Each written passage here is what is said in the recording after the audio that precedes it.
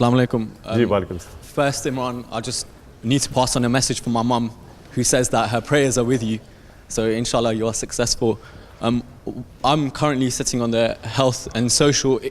I'm currently sitting on the health and social committee at this conference, and a lot of the solutions that we've come up to for the problems, we're finding it difficult to find adequate solutions because of corruption.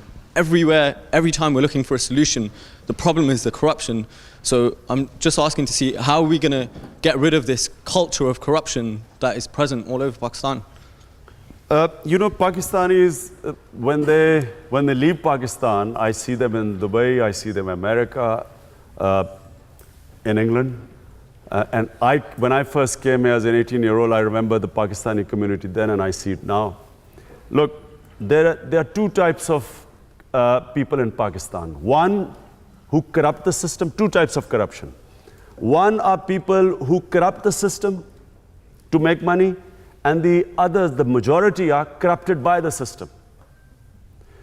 So, the ones who have corrupted the system must be held accountable. That's the ruling elite. The ones who are corrupted by the system, you change the system and you can fight corruption. Shaukat Khanam is one hospital. I challenge anyone to find any corruption in the hospital. So it's by setting up systems.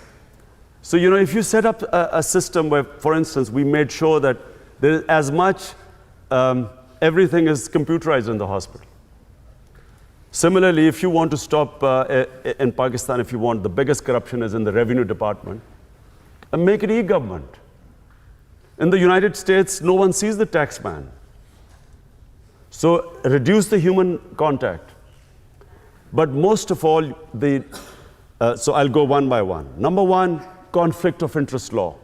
You cannot come into government and start building your factories.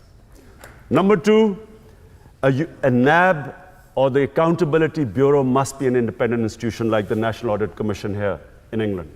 And independent, it must be independent to the government. Number three, must have devolution of spending.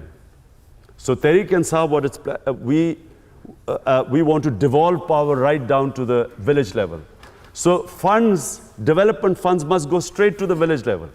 There was a research done in Pakistan by World Bank that if you wanted to give $100 to a school in DG Khan and you gave it through the central government, only $5 reached that school.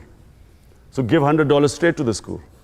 So therefore, what we want is devolved spending, decentralization. And then the leadership, and I'm talking about the cabinet, the members of parliament, the leadership must declare their assets. And it should be put on the website. Tehreek-e-Insaf is the only party. All the central leadership have declared their assets, their taxes, and they put it on the website. So, and lastly, make benami. Benami means, you know, hiding assets in other people's name. Make that a crime. And what we have decided is, our party's policy is, and we learned this from, by the way, an incredible man called Nitish Kumar, Chief Minister of Bihar, who has revolutionized Bihar. Because he was honest, all the steps I'm telling you, he took those steps.